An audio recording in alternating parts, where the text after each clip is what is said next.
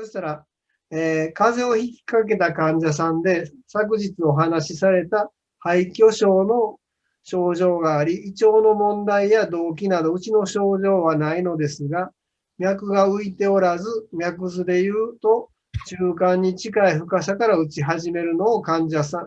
る患者さんが結構多くいらっしゃるように思います。これは風邪の初期段階に見えて、患者さんに自覚的なうちの症状はないけれども、すでに肺虚症を通り越して、さらに深いところに入り込み、気虚や腎虚など、別の症に移っているということでしょうか。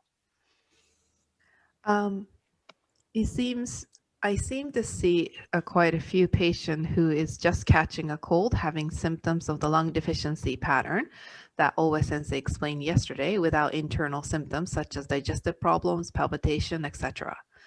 I expect that floating pulse, but their pulse is not floating. I start feeling the pulse closer to the middle depth.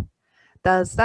this mean that the patient seems to be in a very early stage of the cold and may not have subjective internal symptoms, but the pathology is already past the lung deficiency level and going to the deeper levels such as spleen deficiency or kidney deficiency? まず、太陽病から順番に病気が進んでいくという話をしました。So, as I explained earlier, that it starts from the lung deficiency, the Taiyang Meridian level from the start. 消化論には太陽病は1日目、陽明病は2日目、小陽病は3日目、3日目じゃないかな。まあそういうような形で日にちで区切ってるんですね。So in Shanghanlun, it's written that the day 1 tend to be the Taiyang, and then day 2 would be the Yangming, and then day 3 would be the Shaoyang. So it's divided up depending on the day like this. これは日にちというものはあんまり関係なくて、そのステージというふうに考えていただいた方がいいと思います。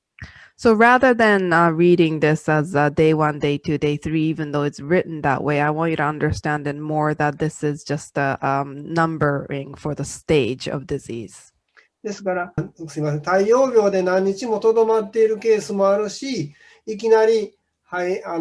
太陽系、陽明系を通り越して小陽系まで病気が入ってくるということもあり得るということですね。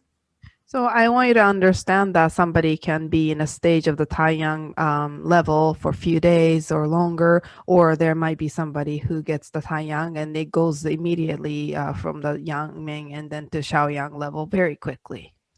ですからまあ、そういったまず時間的な経過はあんまり問題ではないということですね。小の決定に。So in Shanghanlun, I don't want you to be too concerned about the timing of things. それともう一つは、大人の場合とか、先ほど言ったみたいに、内側に虚があって表彰もあるっていうパターンがあります。So as I mentioned earlier, that a lot of adults have internal deficiency and stagnation. So I want you to take that in consideration as well.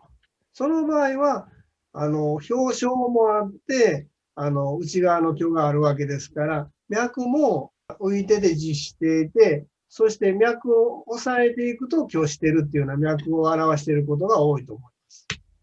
So in these kind of symptoms, when patients have this superficial disease that has come in, but then they also have pre-existing internal deficiency and stagnation, the pulse tends to be floating, excess. Yet at the same time, if you go deeper, you're going to feel the deficiency at depth. もう一つ考えないといけないのは、仮の太陽系の症状が出ているということもあるんですね。So it's also possible that seemingly seems like a Taiyang symptoms. 例えば、内側が虚しとって陽気が外側に出てこれないような場合。So in a case that because of the internal deficiency, the yang qi is trapped and cannot radiate out normally. その場合は外側の陽気の巡りが悪いですから、表彰が現れるケースがあります。Because the circulation of the yang qi at a superficial level is already so poor that it may seem like a Taiyang problem.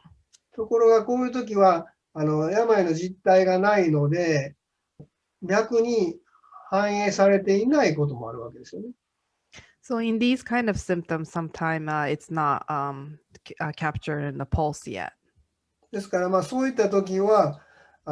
脈とか他の病床にそういった陽虚の症状が出てくるはずですから、それら照らし合わせながら整合性がつくように考えていただきたいと思います。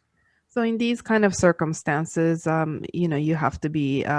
good to take the pulse to see, okay, this is the case of yang deficiency and so on. So you have to be able to get the symptoms and the pulse together.